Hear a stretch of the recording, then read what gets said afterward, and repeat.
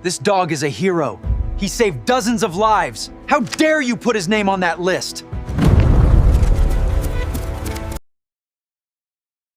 By the end of that week, a man who had never spent a single day in uniform would learn that the useless old dog he'd scheduled for euthanasia to save himself a few $100s in vet bills had once been trusted, on 17 separate occasions, to walk directly toward live explosives so that other people wouldn't have to. But on the Monday morning this particular story starts, Cole Bennett didn't know any of that yet either. He only knew that a stranger in a gray suit was standing in the kennel office holding a clipboard, and that the dog on that clipboard, third name down, circled twice in red ink, was the same dog currently asleep on a folded blanket at Cole's feet. Ironwood K-9 Training and Boarding Center sat on 11 acres just outside the town of Pelham Creek, Georgia, a low collection of cinder block kennel runs, a covered training arena, and a farmhouse office that had smelled, for as long as Cole had worked there, of coffee and dog shampoo, and the particular mustiness of old paperwork nobody ever quite got around to filing properly. It had been built 30-some years back by a retired Marine Corps K-9 handler named Walter Ironwood, a barrel-chested man with a laugh that carried across the whole property and a soft spot, entirely undocumented in any of the facility's official records, for taking in retired working dogs who had nowhere else left to go. Cole had come to work there 4 years earlier, not long after his own discharge, in the particular fragile condition of a man who wasn't yet sure he trusted himself around people, but still needed something to get up for in the morning. Walt had hired him without much ceremony, taken one look at the careful, guarded way Cole moved through the world and the way his eyes went distant sometimes at loud, sudden noises, and simply said that he had kennels that needed mucking and dogs that needed feeding and didn't much care what a man had seen overseas so long as he showed up and did right by the animals. It had been, in its own quiet way, exactly the kind of mercy Cole had needed and hadn't known how to ask for. He'd been a dog handler himself, once Marine Corps, attached to an infantry battalion that ran combined operations across some of the ugliest terrain, in a war most Americans had already stopped paying attention to by the time Cole shipped out. His partner had been a Belgian Malinois named Axel, sharp-eyed and fast and utterly devoted, the kind of working relationship that went deeper than handler and animal and settled instead into something closer to a single organism split across two bodies.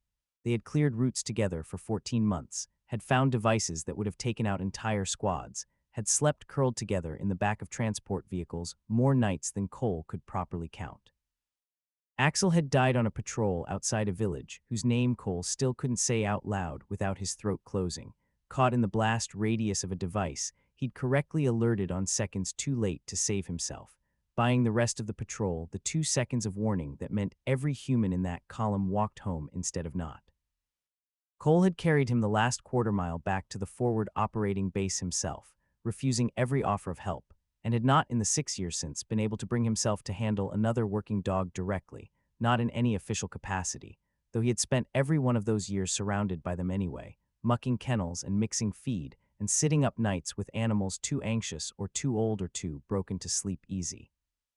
Because it turned out that even a man who couldn't bear to hold a leash again could still, somehow, bear to sit quietly beside a frightened dog in the dark. Which was how he'd come to know Diesel, the oldest resident of Ironwood's back kennel row, a graying German shepherd with clouded eyes and a hitch in his back left hip that made the mornings especially hard, deaf entirely in his right ear and mostly deaf in his left. A dog who had, as far as any official paperwork at the facility indicated, simply always been there, a fixture of the place, quiet and dignified, requiring nothing but food, warmth, and the particular gentle patience that Cole seemed to have an endless reserve of, even on the days when his own reserves for everything else ran thin. Walt had died 8 months ago, quietly in his sleep, at 71 years old, and the facility had passed, through a chain of estate paperwork that Cole hadn't paid close enough attention to at the time, into the hands of a distant cousin nobody at Ironwood had ever met, a man who had wasted no time at all putting the property up for a kind of transformation that Walt himself would have found nearly unrecognizable. And now, on this particular gray Monday morning, that cousin's chosen buyer stood in the farmhouse office with a clipboard in his hand, circling names in red ink, and Cole Bennett was about to find out exactly how. Little the new owner of Ironwood K-9 cared about the 11 years of quiet, undocumented history sleeping on a blanket at his feet. The new owner's name was Grant Halbrook, and he had the particular polish of a man who'd spent his career in boardrooms rather than kennels, an expensive haircut, a watch that cost more than Cole made in 2 months, and a way of standing in the middle of a working dog facility as though the smell of it personally offended him. He'd introduced himself 3 weeks earlier, at the walkthrough following the estate transfer, with a handshake too firm and a smile that didn't reach his eyes, and had spent that first visit talking mostly about square footage and rebranding potential, and something he called premium boarding verticals that made Cole's jaw tighten just remembering it. "Mr. Bennett," Halbrook said now, not looking up from his clipboard, "I've been going through the resident roster with my accountant, and we've got a problem." "What kind of problem?" Cole asked, though something in his gut had already gone tight and wary, the particular instinct he'd learned to trust in another life entirely, the sense of a briefing about to deliver bad news dressed up in careful language. 14 dogs on this property," Halbrook said, "and by my accountant's math, exactly 3 of them are actually generating revenue through active boarding or training contracts. The rest are just sitting here, eating into overhead. Vet bills, feed costs, kennel space that could be earning money instead of housing animals nobody's paying for. I understand my cousin's predecessor had something of a soft touch about this sort of thing, but I run a tighter operation, Mr. Bennett, and I need this facility profitable within the quarter or the whole property gets sold off for development instead." Cole felt the words land somewhere cold in his chest, understanding with a sinking certainty exactly where this conversation was headed. Walt didn't board those dogs for revenue. Most of them are retired working animals, police canines, a couple of old military dogs that had nowhere else to go. He took them in because nobody else would. "I'm sure that was very admirable of him," Halbrook said, in the flat, patient tone of a man explaining something obvious to someone slow to catch up. "But admirable doesn't pay a mortgage, Mr. Bennett. I've had my accountant flag the animals with the highest carrying cost and the lowest realistic placement value. Older dogs, especially ones with health issues, aren't adoptable, and they're expensive to maintain properly. It's not something I take pleasure in, but it's the responsible business decision." He turned the clipboard around, and Cole's eyes went straight to the third name down, circled twice in heavy red ink. Diesel, estimated age 11 to 13, no adoption placement history on file, no documented value to the facility, recommended for humane euthanasia, scheduled for Thursday. "You want to put down Diesel," Cole said, keeping his voice level through what felt like considerable effort, because his file's got some blank spaces in it. "I want to stop hemorrhaging money on an animal that provides this business no measurable value," Halbrook said. "I understand that sounds harsh, but I've got a vet coming Thursday regardless for a routine health assessment on the boarding stock, and it's more efficient to handle multiple procedures in a single visit. If you've got some sentimental attachment to the animal, Mr. Bennett, I'd encourage you to keep it in perspective. He's just a dog." Something in Cole's chest went very still and very cold at those 3 words. Just a dog. The same 3 words he'd heard, in one form or another, from more than one officer over the years who'd never spent a single night curled up in the back of a transport vehicle, with an animal whose loyalty had never once wavered, whose nose had saved lives that officer would never even know about, whose death, when it finally came, would leave a hole in the world that no clipboard entry could ever properly measure. "He's not just a dog," Cole said quietly, "and before you schedule anything for Thursday, I'd ask you to give me a few days to pull his actual history. Walt kept some things off the books, but that doesn't mean there isn't a real record out there. I think you might want to see it before you make a decision you can't take back." Halbrook studied him for a long moment, something calculating behind his expensive, patient smile. "You've got until Wednesday evening, Mr. Bennett. I'm not an unreasonable man, but I need this facility solvent, and sentiment isn't going to change the math." He left without another word, his expensive shoes crunching across the gravel toward a car that probably cost more than the entire farmhouse office, and Cole stood there a long moment in the aftermath, looking down at Diesel, who had lifted his graying head at some point during the conversation and was watching him.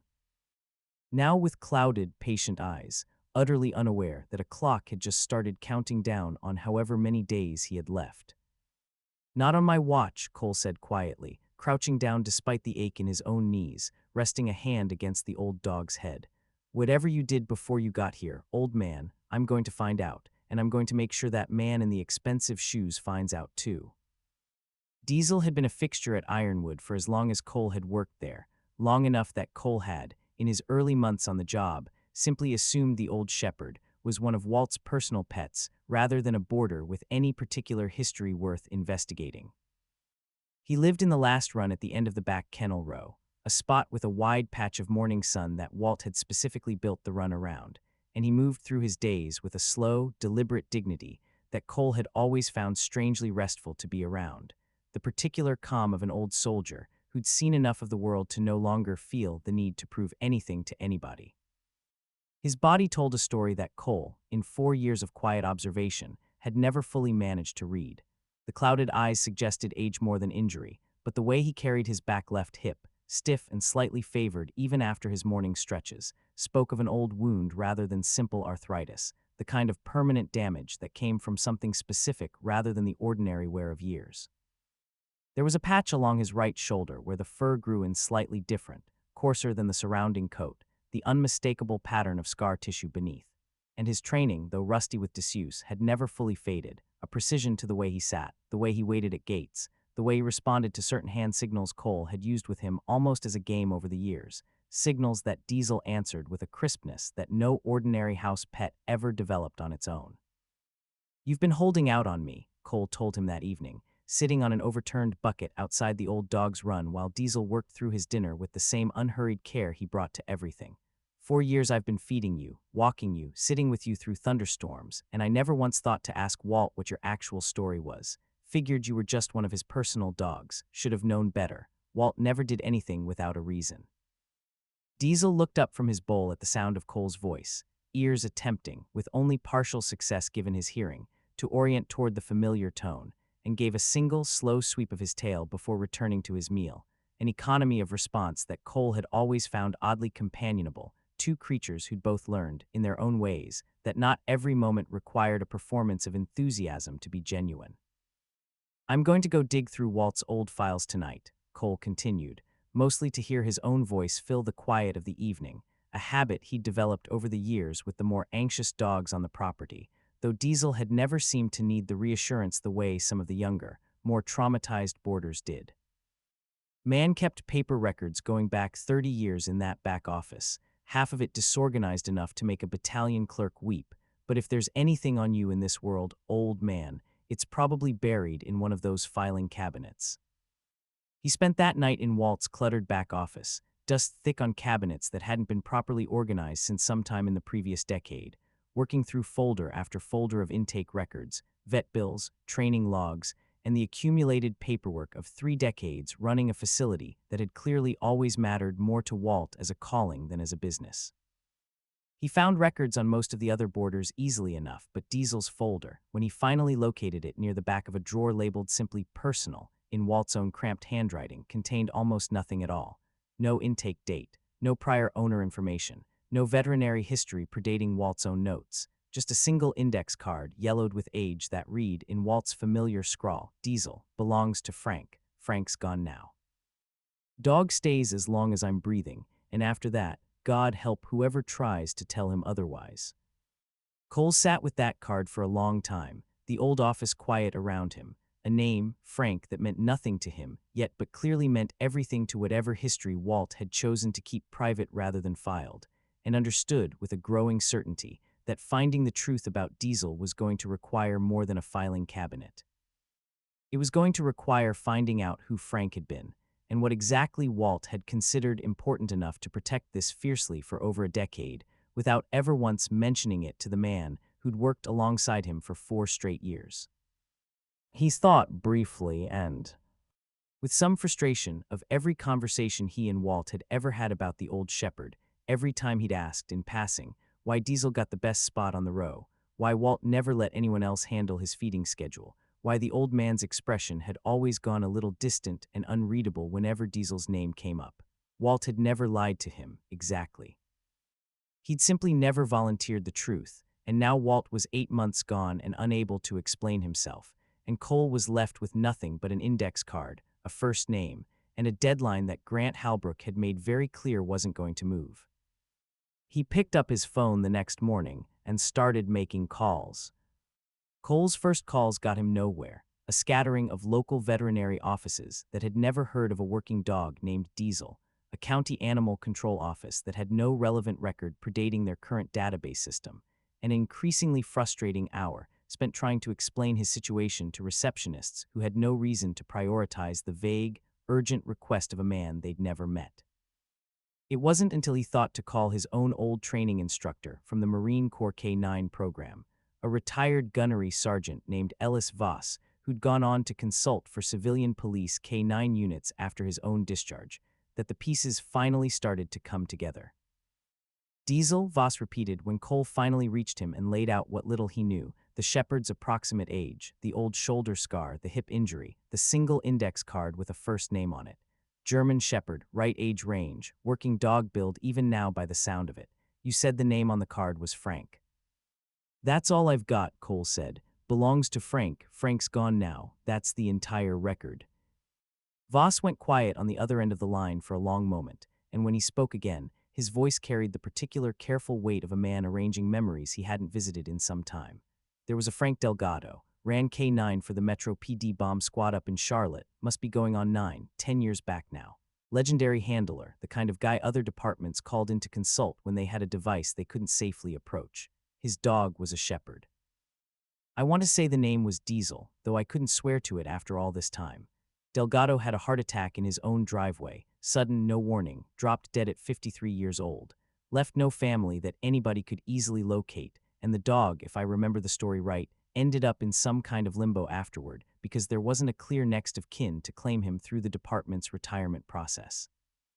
Cole's pulse had gone tight and fast somewhere in the middle of that recitation, the shape of the story assembling itself in his mind with a clarity that made his hands, holding the phone, go still with focus. You said bomb squad, explosive detection. Best in the state from what I remember hearing, Voss said. Delgado's dog had confirmed finds in the double digits, real live devices, not training aids, the kind of work that gets a K-9 a formal departmental commendation if the paperwork ever catches up to the reality of what the animal actually did. I can make some calls, see if Metro PD still has archived records on a handler that far back. Might take a few days. I don't have a few days, Cole said. Halbrook's got a vet scheduled for Thursday. I need something concrete before then, or Diesel doesn't make it to the weekend. Voss's voice sharpened at that, old instinct clearly recognizing the shape of an urgent problem worth moving fast on. Give me until tomorrow afternoon. I've still got contacts in the Charlotte department who owe me favors going back further than either of us wants to admit to. If Delgado's dog really did end up at that facility, and everything you're describing lines up close enough that I believe it did, there's going to be a service record on file somewhere, commendations, incident reports, the whole history. A dog with a record like that doesn't just get processed for euthanasia because somebody's accountant circled his name in red ink, not if I have anything to say about it. True to his word, Voss called back the following afternoon, and the documentation he'd managed to pull, forwarded through email with a level of urgency Cole appreciated more than he had words for, told a story that made his throat go tight reading through it at the kitchen table in the small apartment he rented above a hardware store in town. Diesel service designation confirmed through microchip cross-reference with archived Metro PD veterinary records, had served 8 years alongside Officer Frank Delgado on the department's explosive ordnance disposal support team, credited with 17 confirmed live device detections across his career, work that had, by the department's own internal estimates, directly prevented casualties on at least 4 separate C occasions involving abandoned or planted explosives in public spaces. He'd been awarded the department's Distinguished Service Commendation twice, a rarity for any K-9, and had been scheduled for a formal retirement ceremony with full honors at the time of Delgado's sudden death, a ceremony that had never taken place because the paperwork, in the chaos and grief that followed an officer dying suddenly with no immediate family to manage his affairs, had simply fallen through the cracks of an overwhelmed department. Walt Ironwood, it turned out, had been Frank Delgado's uncle by marriage, a detail Cole found in a brief, handwritten note tucked into the same file Voss had forwarded, and had personally driven to Charlotte within a week of his nephew's death to claim the dog before the department's retirement pipeline could route him somewhere impersonal, bringing him home to Ironwood not as a boarder or a business asset, but as family, the same unspoken. Undocumented loyalty Walt had apparently extended to the man's memory ever since, protecting the dog's privacy so fiercely that he'd never once let the facility's official records reflect who Diesel really was or what he'd actually done.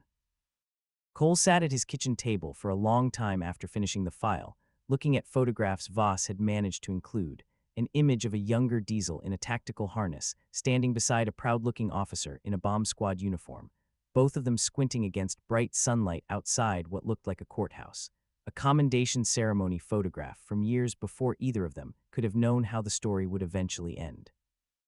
17 live devices, Cole said quietly, to the empty apartment, to nobody at all. 17 times you walked towards something that could have killed you so somebody else wouldn't have to, and Halbrook wants to put you down because your file's got some blank spaces in it. He printed every page of the file that night, twice over, one copy for himself and one copy he intended to lay directly on Grant Halbrook's desk before Thursday ever had the chance to arrive. The days between discovering Diesel's file and the Thursday deadline blurred together into something Cole would later remember less as a sequence of events and more as a single, continuous vigil. Every spare hour poured into the old shepherd's run, every ordinary kennel chore reorganized around making sure Diesel had company more often than not. It wasn't a change Cole had planned so much as one that simply happened, the same way his 4 years at Ironwood had happened, one quiet decision at a time until the shape of a life revealed itself only in hindsight. He started sleeping some nights in the old office rather than driving back to his apartment above the hardware store, a folding cot dragged out from a storage closet and set up close enough to the back kennel row that he could hear if anything seemed wrong through the night.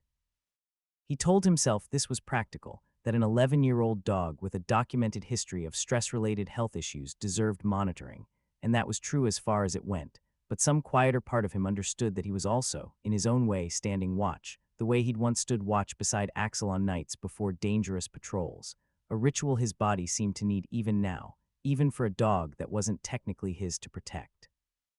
Diesel, for his part, seemed to notice the change in attention without making any particular fuss about it, accepting Cole's expanded presence with the same unhurried dignity he brought to everything else, though Cole did notice, over those first few days, a gradual loosening in the old dog's posture during their evening sits together, shoulders settling lower, breathing slowing into something closer to genuine rest rather than the wary half-alertness Cole realized, looking back. He'd simply never questioned as a permanent feature of the dog's personality rather than a habit worn deep by years of loss and uncertainty. "You've been keeping watch this whole time too, haven't you?" Cole said one evening, sitting on his usual overturned bucket while Diesel worked slowly through a bowl of the good food Cole had started buying out of his own pocket, the kind formulated for aging joints and sensitive stomachs rather than the discount kibble the facility's shrinking budget technically allotted. 8 years with Delgado, watching every step for something that could kill you both. Then he's gone and you end up here, and I bet some part of you never fully stood down from that, even with Walt taking care of you. Some habits don't know how to quit just because the mission's technically over. Diesel looked up from his bowl at the sound of Cole's voice, and something in the old dog's clouded gaze, steady and knowing in a way that made Cole's chest tighten, felt less like a coincidence of expression and more like genuine recognition, two creatures who'd both learned, through hard ND-specific experience, exactly what it cost to stay perpetually braced for a danger that might never come again, but had once been real enough to reshape everything. "Yeah," Cole said quietly, answering a question nobody had actually asked out loud. "I get that more than you'd probably guess." The physical care came on the second night of Cole's vigil, when he noticed, running his hands along Diesel's back left hip during their evening routine, a heat and swelling that hadn't been there even a few days earlier, the old injury flaring under the stress of colder weather moving into the region. He didn't have the budget for an emergency vet visit, not with Halbrook already circling the facility's finances like a hawk looking for any excuse to cut deeper. So he worked instead with what he'd learned over years of field, first aid and 4 years of informal kennel medicine, picked up watching Walt handle exactly this kind of situation more times than Cole could count. "This is going to be uncomfortable," he told Diesel, kneeling carefully on the concrete of the kennel run with a warm compress and a bottle of the anti-inflammatory gel Walt had always kept stocked for exactly this purpose, an old dog's joints being one of the most reliable constants of running a facility that specialized in retired working animals. I need you to trust me on this, old man. I know that's not always come easy for you, and I understand why. Diesel tensed at the first touch of Cole's hands against the inflamed joint, a full-body bracing that Cole recognized immediately, having felt something close to its human equivalent more times than he wanted to count in his own body, the particular stiffening of a creature who'd learned, through specific and painful experience, that hands reaching toward an injury rarely meant anything good was about to happen. Easy, Cole murmured, keeping his voice low, and even the exact register he'd once used with Axel during field treatments under considerably worse conditions than a quiet Georgia kennel run. I'm not going to hurt you worse than I have to. Just need to work this compress in, get the swelling down, and then we're done for the night. Diesel held still through the treatment with the same discipline Will Cole imagined had once carried him through 8 years of walking toward live explosives without hesitation.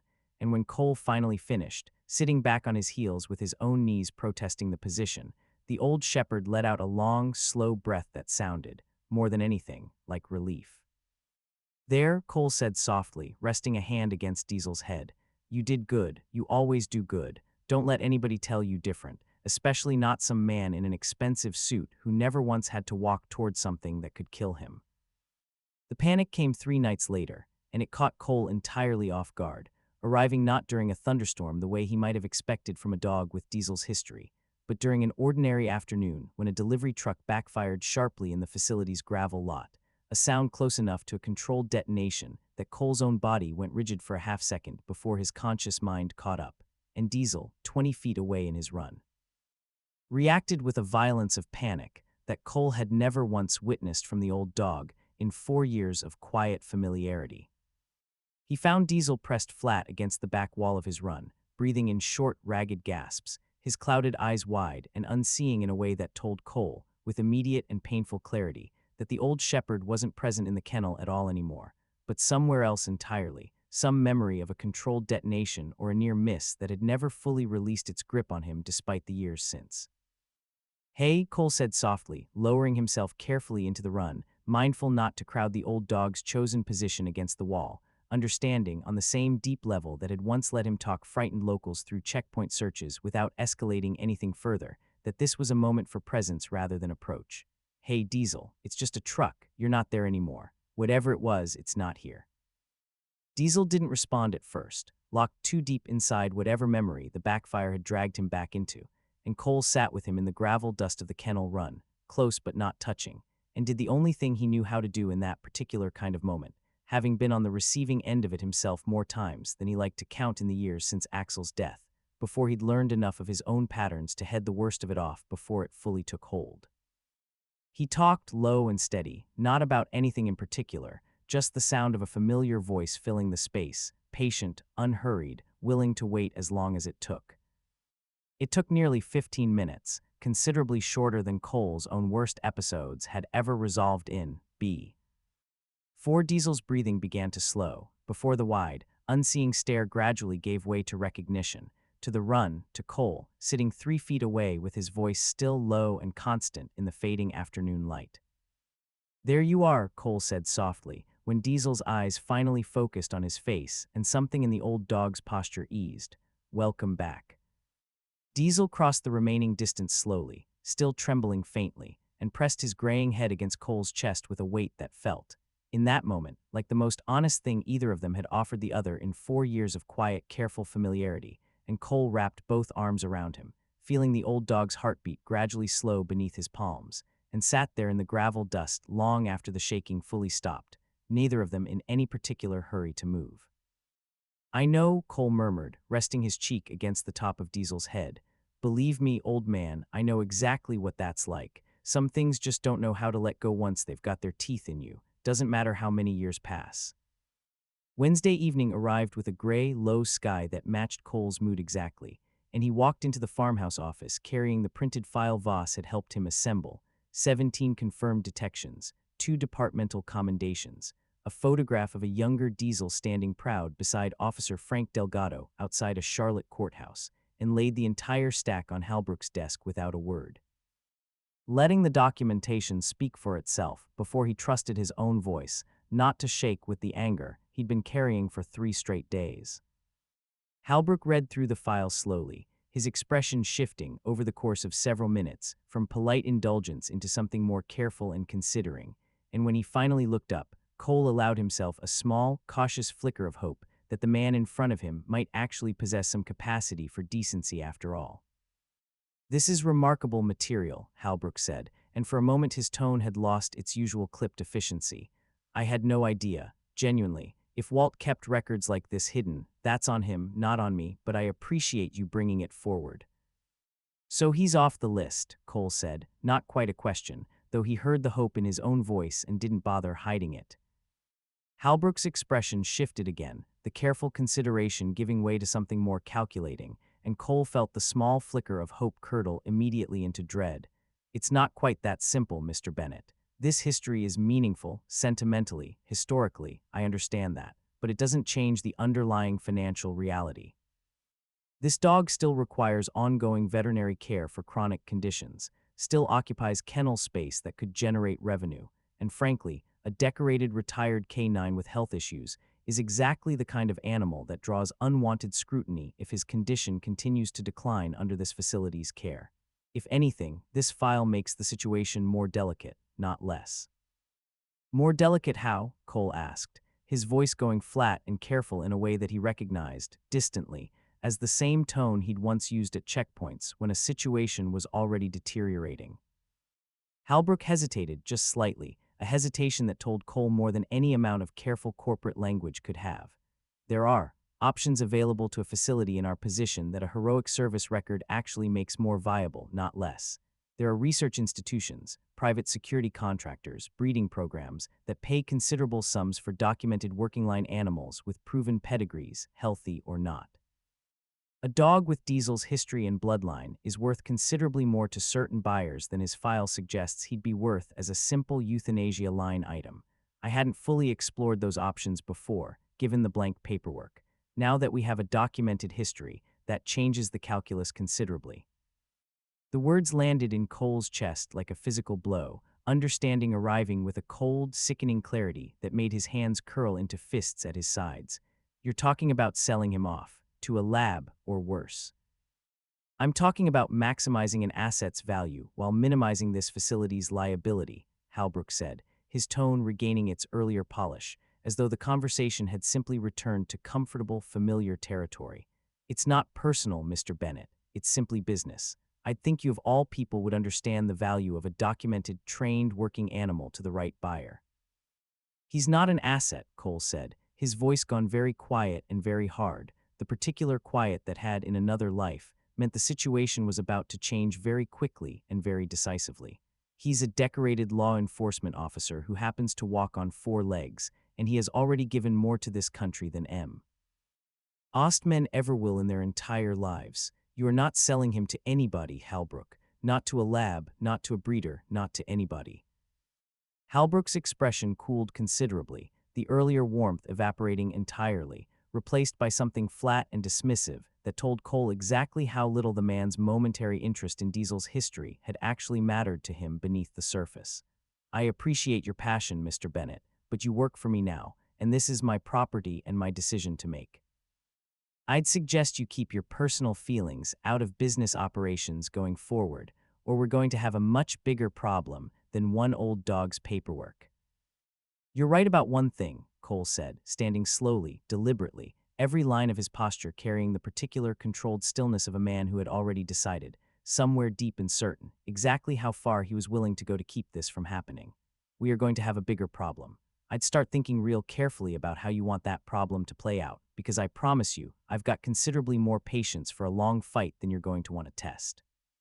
He left Halbrook's office without waiting for a response, walked straight out to the back kennel row, and sat down heavily on his overturned bucket outside Diesel's run, the old shepherd rising immediately to press against the chain link between them, sensing, in whatever way dogs sense such things, that something had shifted badly in the world around him. "Not while I'm breathing," Cole said quietly, echoing, without fully realizing it, the exact words Walt had once scrawled on a yellowed index card years before.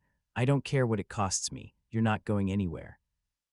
Cole didn't sleep much that night, sitting up in the cot he dragged into the back office, running through everything Halbrook had said, options available, certain buyers, considerable sums, and the more he turned the words over, the less they sounded like the ordinary calculus of a cost-conscious businessman, and the more they sounded like a man who already had a specific plan in motion, a plan that predated Diesel's file ever landing on his desk.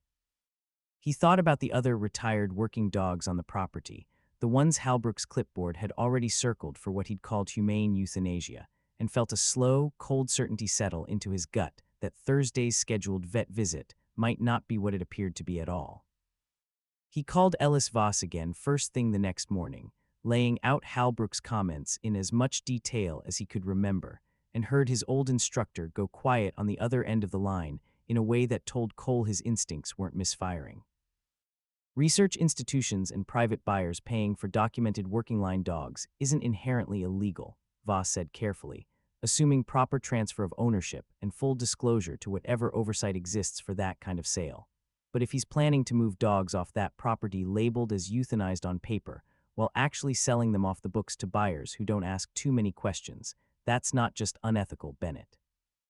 That's fraud, and depending on how the paperwork's structured, it could be insurance fraud specifically, if there's any charitable trust or grant funding involved in that facility's operating budget.